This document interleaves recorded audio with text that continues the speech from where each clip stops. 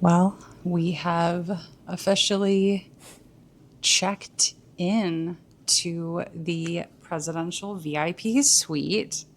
And in the corner, we have who should be the president of the United States, Robert Lee Zimmer. I And mean, I, he's already annoyed with I me. mean, I guess legally I'm old enough now. Yes, you are old enough. But more importantly, you are smart enough and wise enough and Well, cute enough.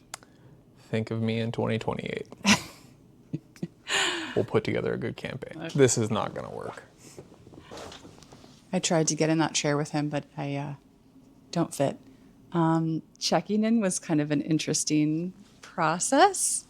Not like the check-in itself, but some of the information had changed on where Lee is staying. So here at the James, the 14th floor is the bone marrow transplant unit. That's where I was last time that I was admitted.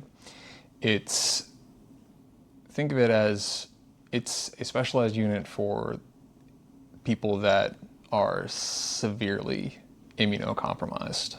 So whether by choice in a treatment sense or not, this is a unit where people have no immune system for a while. And cell therapy, like bone marrow transplant, both different types of two types of main cell therapy, like what I'm going through, and there's another one very similar for blood like bloodborne cancers like lymphoma, leukemia. You go through really serious chemo to knock your immune system out. So it's a unit that is closed off. The air circulation and filtration is a lot better. The nursing protocols are a lot stricter. Visitor protocols are pretty strict, and the same is true with like water and sanitation. So I anticipated that I was going to be back on the 14th floor for admission, and come to find out, not yet, not so fast. I'm on the 15th floor now, in what I think is more like an overflow unit. There is still like strict protocols on, visitors in the room, making sure they wash their hands. Everything has to be cleaned every day. So like all of that stuff is still the same, but physically the unit itself is a more open unit where anyone can kind of walk onto the floor. So Lee walking around in the hallways is not, especially, with how many people are on this floor, not as safe. You don't really know what you're going to encounter. So he just has to be a lot more careful for the time being. And ideally, you will be moved probably once beds shift around. The way they explained it to us is that they'd rather just get things started because Lee is on a very specific schedule with getting these cells. So at least they can get him started and in the right direction. And if we have to move, then we move. Yep. But day one is a lot of hurry up and wait. Boring. I'm Can you tell who's providing the entertainment?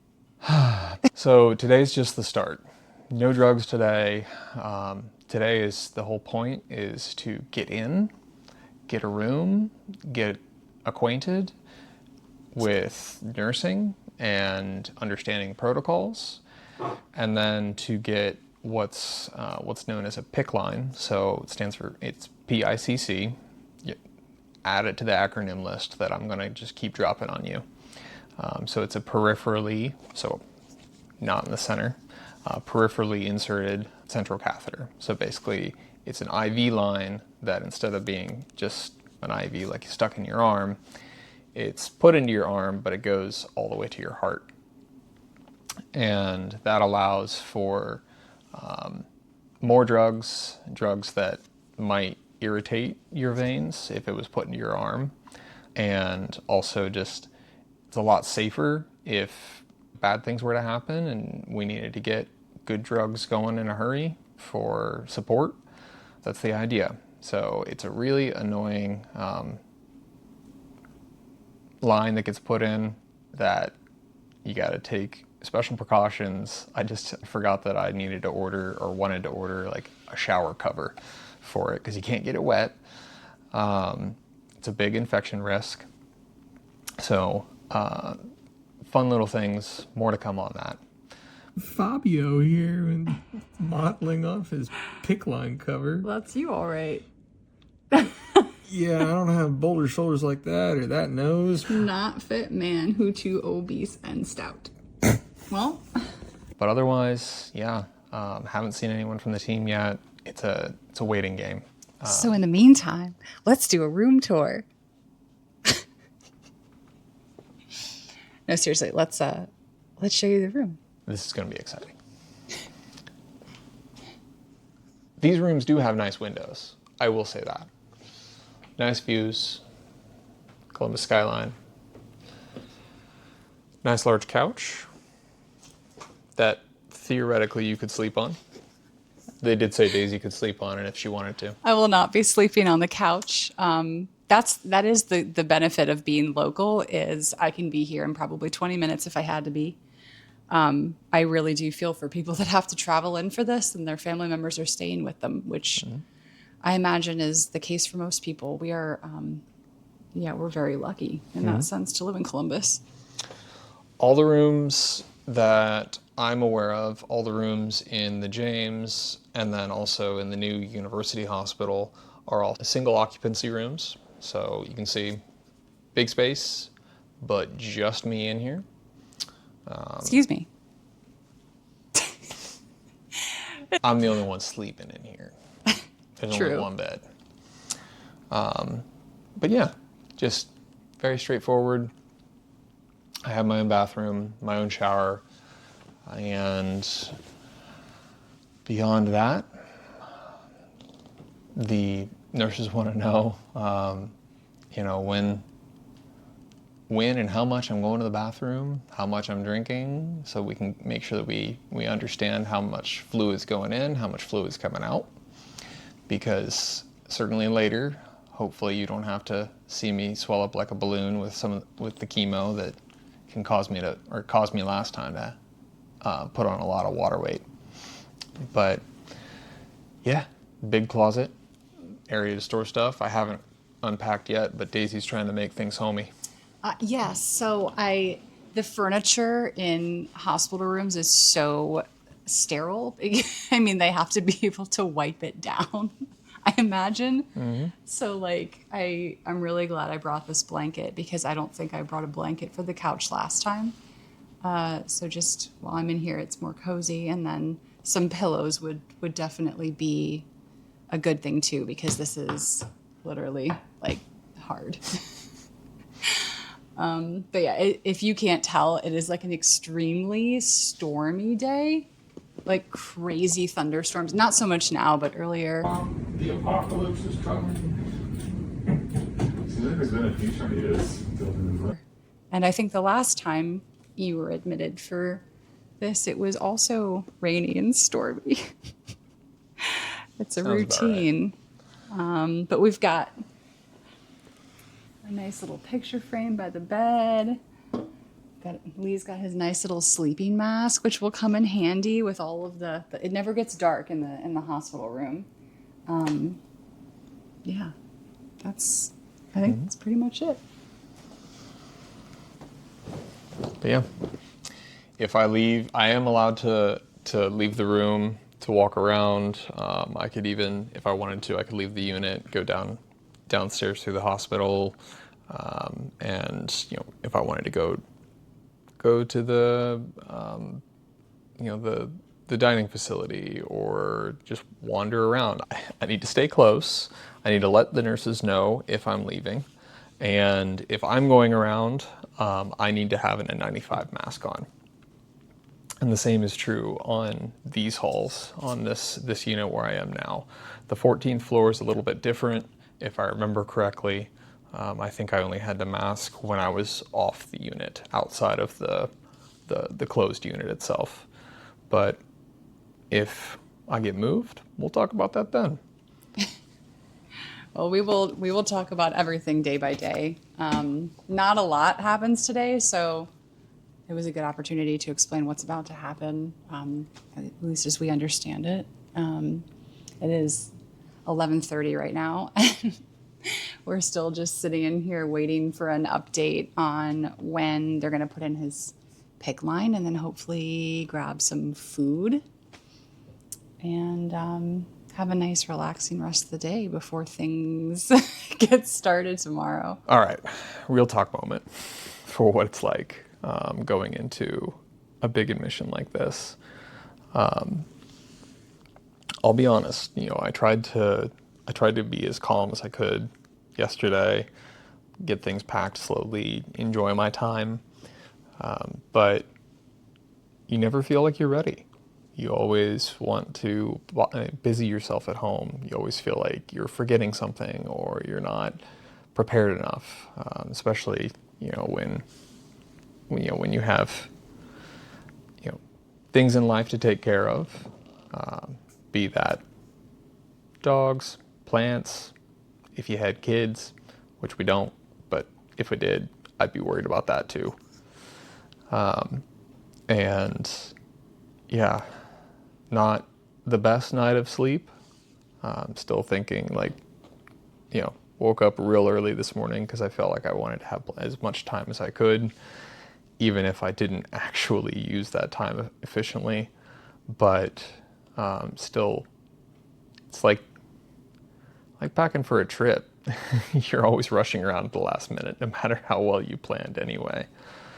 But lots of nerves coming in. Going through this once doesn't necessarily make it any easier. You just want to get things started. You want to get the ball rolling, and this first day of sitting around and waiting, you have to be patient. And I know that can be asking a lot, but that's what we need right now. Yeah, I would agree with all that. I mean, if anything, I would say it makes sense that they have you come in for a really boring first day, because it gives you an opportunity, especially if you, what if you'd never been here, right? So it lets you get your bearings. The nurse comes in and talks you through all of the housekeeping procedures and rules and answers all your questions, which of course, our meeting with the nurse was very, very brief because we knew the information just from having done this before, but I imagine it's usually a much longer meeting, probably about an hour, if not more, to talk through all of that policy procedure. And it is nice to have a second to, just be. I know it's hard to feel like you're relaxing in the hospital, but as much as possible before things actually start. So I think it does help to have the boring admission day. As far as things at home, my mom is currently on the way to our house, and she's going to be staying for at least the next couple week. We'll see. It's open. Because we don't know how this is. Surprise. It's open. This is how I learned my mother-in-law is moving in with us. But just to have someone at the house for, something's getting dropped off, I don't have to worry about packages on the doorstep or the dogs. It really does help me be more present here in the hospital. It's really hard when you're just a couple, you live alone and you just do your life by yourselves, and then suddenly you're like, oh crap, we're not doing the same routine, so we need someone to fill in the gaps. So that was kind of a lot of prep to make sure my mom has all the information she needs. I typed out a whole sheet of hey, I probably did overkill. Oh, that's just how I am.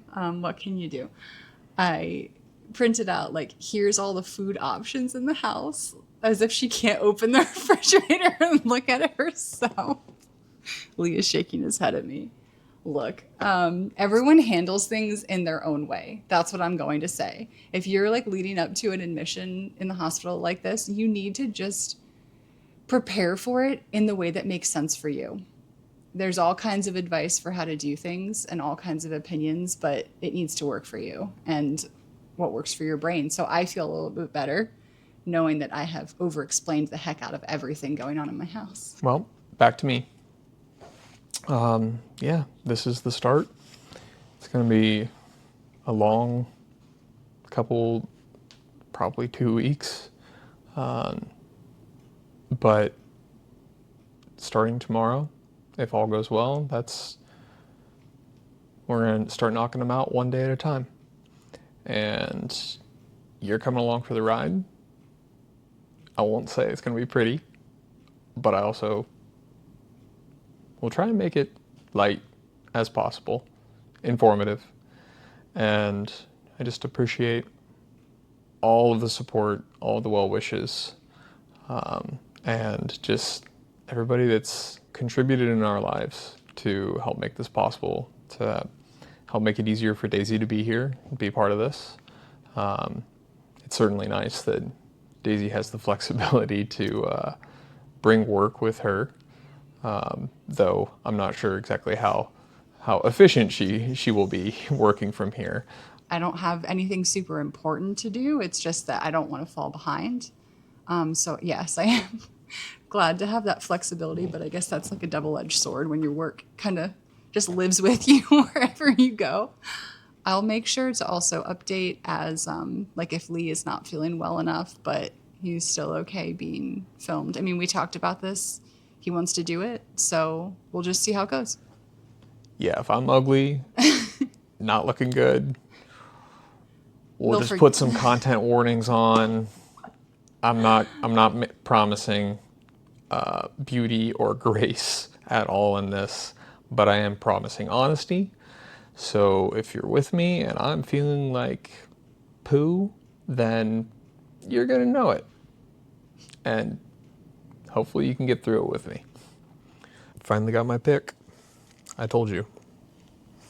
It's an acronym. Yeah, so this little line runs all the way from here, all the way up and around my arm, and into the right side of my heart. Doesn't hurt, feels fine. I just can't be, nothing super strenuous activity or anything like that, but just need to keep it clean. And yeah, last time I had it in for the duration of my stay, so for 2 weeks, and then had it in for about another week, a little over last time. So I had to get it taken out in my doctor's office. So as you can see, it's bulky. It's you have to keep it dry and showering. Last time I didn't have something special to cover it up. This time I did order a waterproof sleeve that's gonna cover it up and allow me to shower with a little bit more peace of mind. Last time was like saran wrap and tape. Not fun. I met with pretty much every member of my team today through different visits, and this is the first time getting to see all these people as a pharmacist that last time was just I got to say I was in pharmacy school, and that helped the conversation a little. But now to say, no, I'm a pharmacist, and if we're talking about drugs, there's a lot of there's becomes a lot more ease and calm in the conversation. Everybody seems to understand that they can speak at a higher level with me, ask very straightforward questions, and it also I get a lot of the feeling that they don't have to hold back on odd questions that may take a lot of explanation or clarification on their part. So very straightforward, good conversations. They understand that I want to be part of the team and part of my care, and not just a patient along for the ride, and everyone has respected that and appreciated that. Thinking about, if the team feels more comfortable now than when I was here 3 years ago on the clinical trial, it's night and day. Before, I had to have been one of the first, because it didn't seem like anybody on the team really understood what this TIL therapy was. It was the protocol was printed out and sitting by the door, and every time there was a new step, everybody was reading it before we went forward. But today, everybody is understanding what this treatment's going to entail. Even one of the nurse coordinators even said, she's done this dozens of times now. So she's got it down to, a science as far as this process, what patients need. So it's striking the difference 3 years makes. Makes me feel a lot more confident that that they know what this therapy is, that it's not just, we're looking at it as in similarity to something else. And yeah, they know what to expect. They know how to best take care of patients that are going through things like I am. And yeah, no surprises.